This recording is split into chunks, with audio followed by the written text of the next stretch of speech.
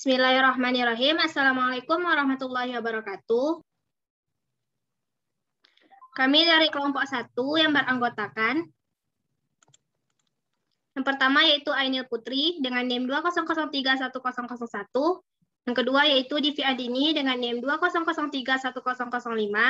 Yang ketiga yaitu Firma Putri 20031009 akan mempresentasikan hasil diskusi kelompok kami mengenai struktur dan fungsi membran sel. Baik, materi pertama akan dibacakan oleh Ainil Putri. Kepada Ainil dipersilahkan.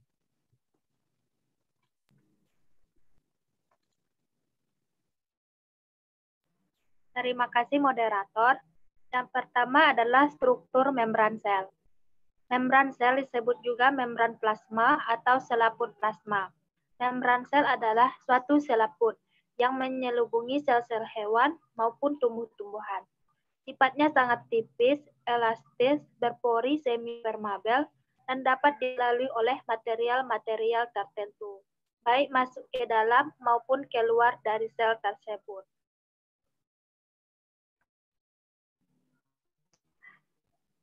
Menurut Campbell dan kawan-kawan, bahan penyusun utama membran sel adalah lipid dan protein, walaupun karbohidrat juga merupakan bahan.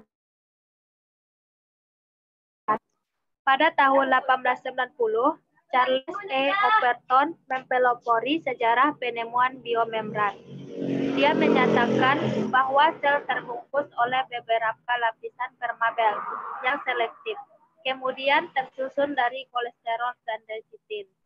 Kemudian, Irving Langmuir pada tahun 1900 mengemukakan hasil penelitiannya tentang struktur membran lipid monolayer. Struktur inilah yang menjadi dasar struktur membran pada abad ke-20.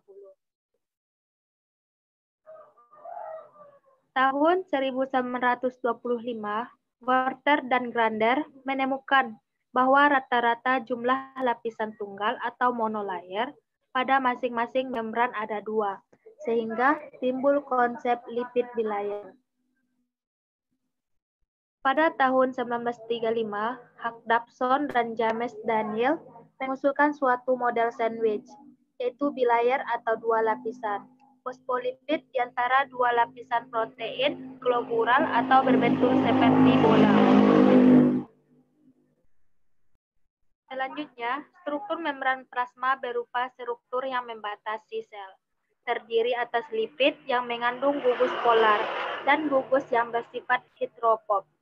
Gugus polar mengarah ke bagian luar, sedangkan gugus heteropod atau rantai asam lemak di bagian tengah. Di sebelah luarnya terdapat lapisan protein perifer atau protein tepi yang menyusun tepi luar dan membran dalam. Selain protein perifer, terdapat pula molekul protein tertentu yang masuk ke dalam lemak. Selanjutnya adalah fungsi membran sel.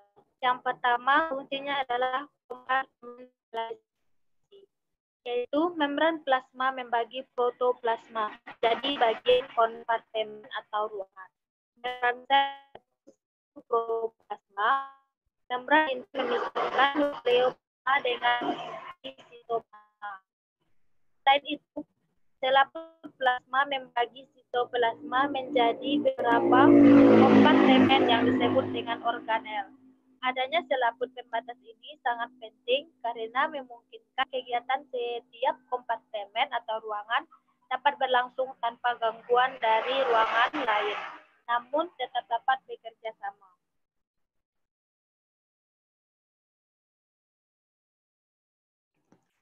Fungsi yang kedua adalah barier selektif permeabel, yaitu sel mencegah pertukaran materi secara bebas dari satu sisi ke sisi lain pada saat bersamaan. Membran plasma harus menjamin pertukaran molekul antara bagian luar dan dalam pada saat yang tepat.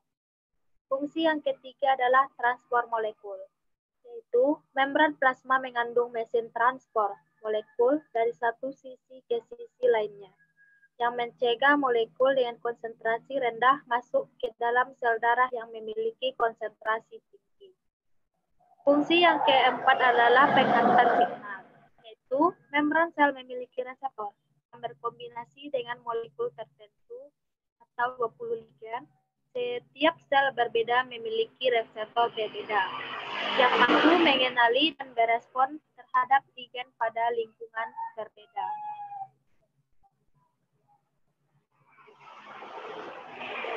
Fungsi yang kelima adalah interaksi intraseluler, yaitu membran sel memperantara interaksi sel pada organisme multiseluler. Membran sel memungkinkan sel mengenal satu sama lain, berkaitan, dan saling bertukar materi dan interaksi. Fungsi yang keenam adalah pengubahan energi. Sel hewan maupun tumbuhan untuk mengubah energi kimia yang terkandung di dalam karbohidrat menjadi asetil atau senyawa lain yang berenergi tinggi. Proses peningkatan energi ini terjadi di dalam membran dari mitokondria dan kloroplas. Fungsi yang ketujuh adalah transfer informasi. Membran mempunyai peran mentransfer informasi dari satu ke sel lain. Di dalam membran terdapat reseptor yang mampu berkombinasi dengan molekul atau ion atau ligan tertentu dengan bentuk yang sesuai. Sel yang berbeda memiliki reseptor yang berbeda pula. Fungsi ke-8 adalah penyediaan enzim. Banyak enzim yang terdapat di dalam sel merupakan bagian dari membran sel. Contohnya, enzim sitokrom yang terlibat dalam respirasi 21. Itu merupakan bagian dari membran mitokondria. Ditempatkannya enzim di dalam membran sel memiliki beberapa tujuan. Pada proses fosforisasi oksidatif pada mitokondria, transfer elektron yang paling efisien tercapai apabila enzim berada saling berdekatan dalam membran, pada umumnya disebut adenosiklase, yang terdapat pada hampir semua jaringan mamalia, kecuali sel darah merah. Aktivasi terhadap adenosiklase menimbulkan perubahan ATP menjadi adenosinomonofosfat siklik atau yang disingkat dengan CAMP di dalam sel. Meningkatnya jumlah CAMP di dalam sel selanjutnya membawa pengaruh terhadap respon fisiologik dari sel, misalnya aktifnya sistem enzim.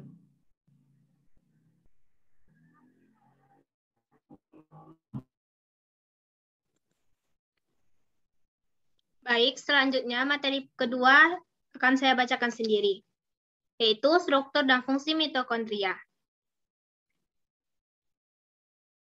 Mitokondria yaitu bangunan lonjong yang di dalam terdapat banyak lipat-lipatan, berfungsi sebagai tempat berlangsungnya pernapasan sel, yaitu proses pemecahan glukosa oleh oksigen, O2 menjadi energi. Air dan karbon dioksida, energi tersebut digunakan untuk aktivasi sel. Jumlah mitokondria di dalam sel tergantung dari jumlah kebutuhan sel akan energi. Sel dengan kebutuhan energi yang besar mengandung banyak mitokondria. Misalnya, oosit yang mengandung 100.000 mitokondria. Sedangkan pada spermatozoa matang, jumlah mitokondria sekitar 22-28.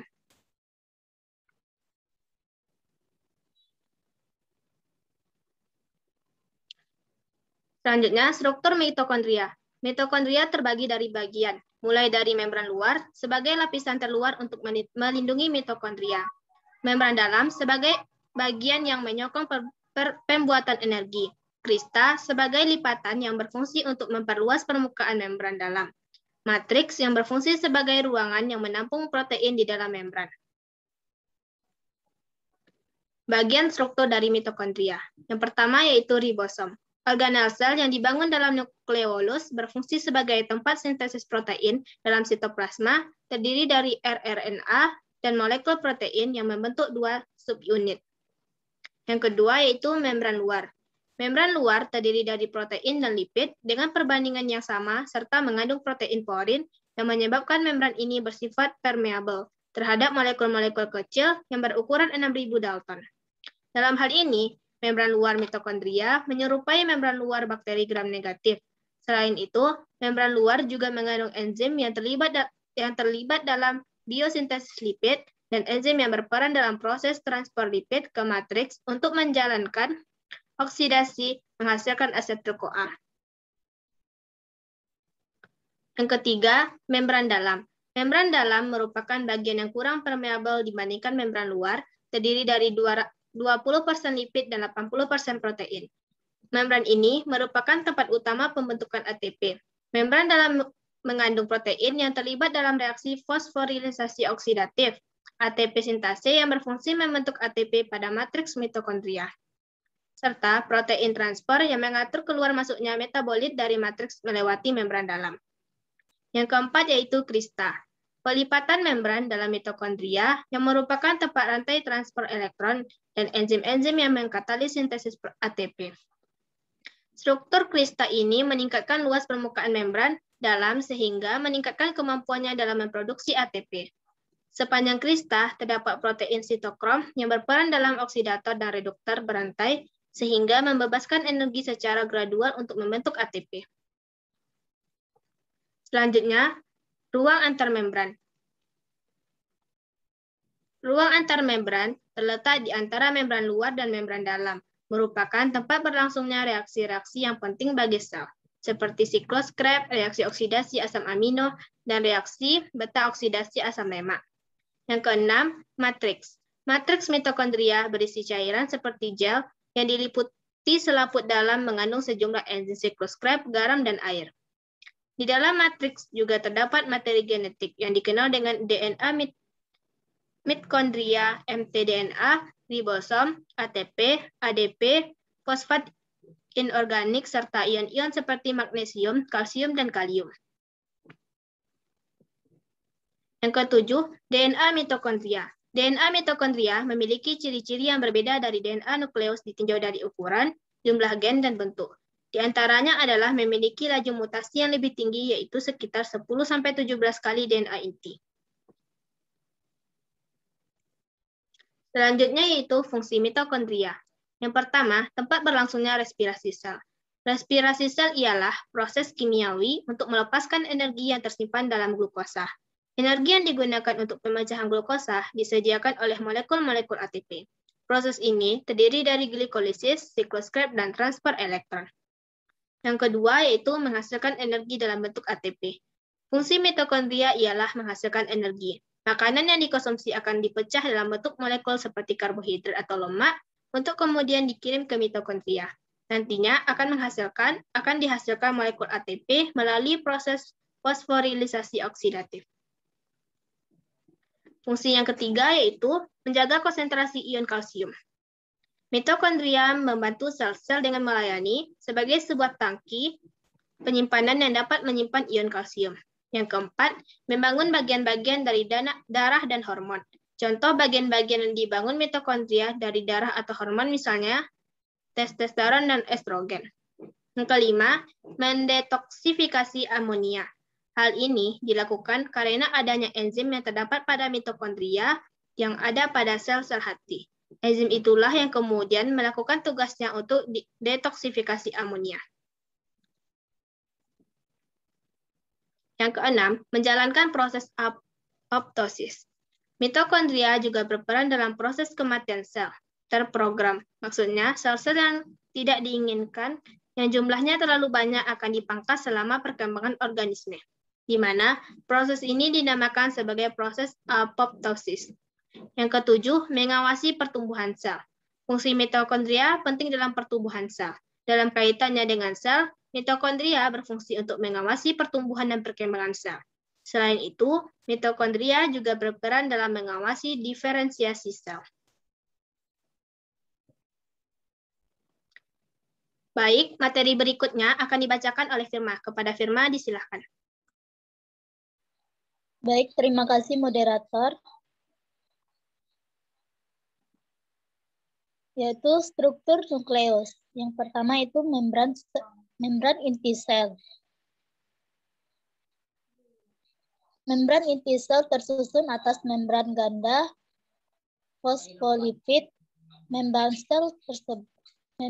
tersebut akan menyelimuti seluruh inti sel. Fungsi dari membran inti adalah sebagai pelindung dan pemisah antara nukleus dengan sitoplasma yang ada di dalam sel. Membran inti Sel akan berperan pula dalam proses pertukaran nutrisi dan berbagai zat yang terjadi antara dalam nukleus dan luar nukleus. Membran inti memiliki 3 bagian utama, yaitu yang pertama membran luar. Membran luar adalah membran yang berkontrak langsung dengan bagian organel sel lain. Membran luar berfungsi sebagai pelindungan dan berada di antara retikulum, endoplasma kasar, serta organel ribosom. Lanjut.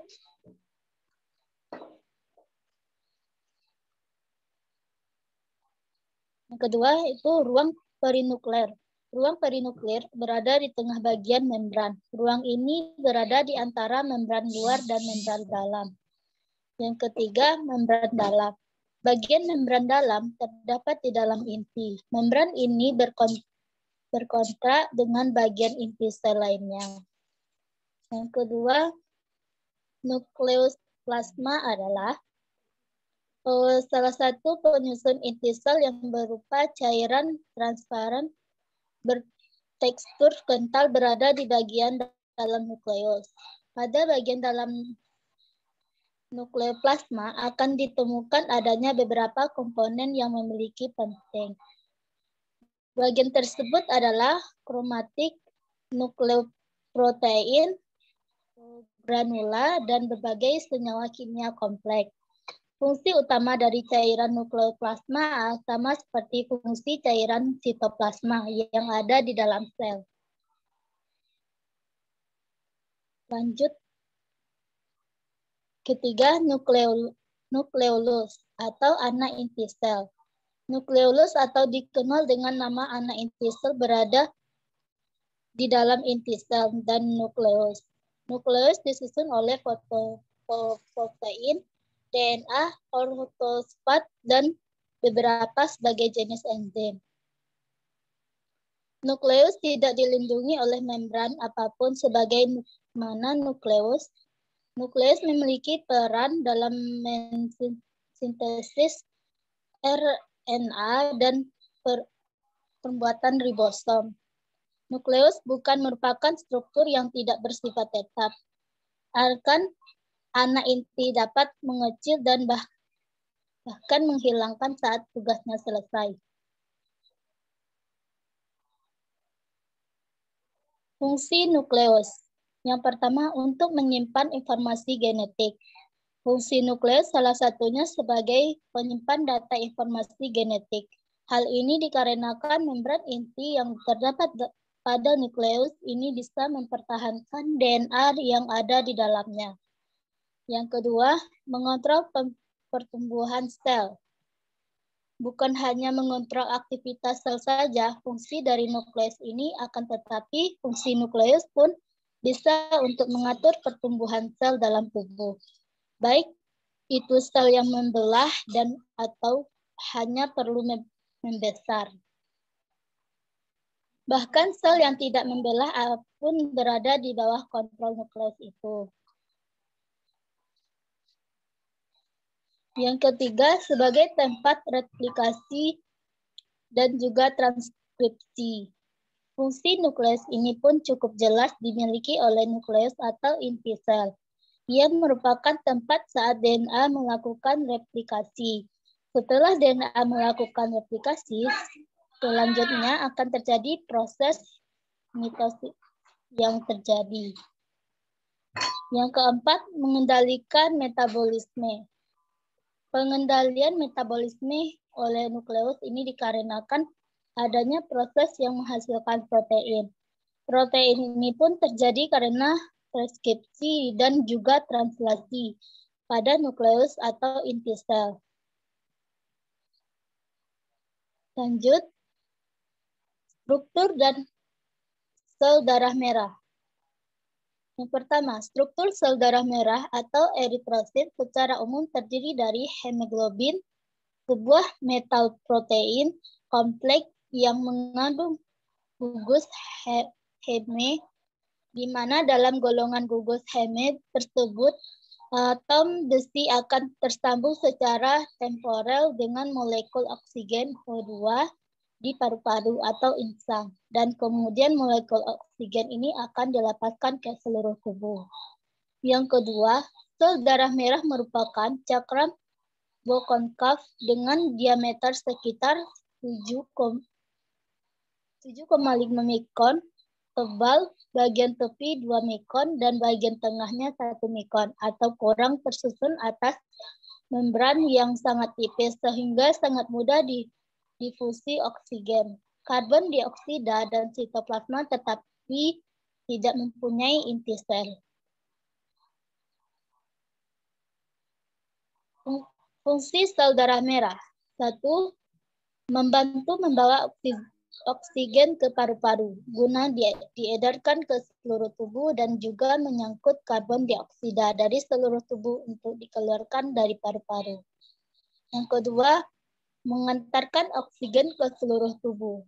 Setelah dibentuk oleh tubuh, sumsum merah tulang, sel darah akan menyebar ke seluruh jaringan-jaringan tubuh yang membawa oksigen dari paru-paru lalu mengedarkannya dan membawanya kembali ke paru-paru untuk dikeluarkan. Yang ketiga,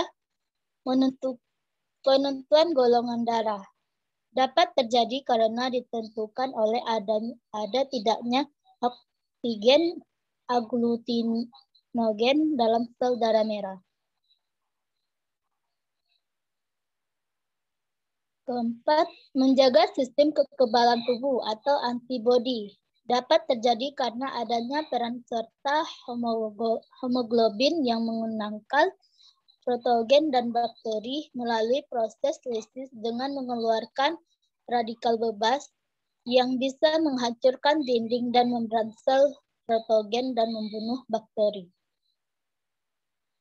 Keenam, pelebaran pembuluh darah dapat terjadi karena erosit melepaskan senyawa di manakan nitrosoti yang dilepaskan saat hemoglobin mengalami terdegenerasi sehingga akan melebarkan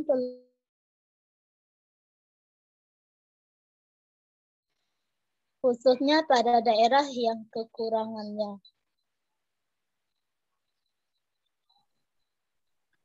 Baik, sekian presentasi dari kelompok kami.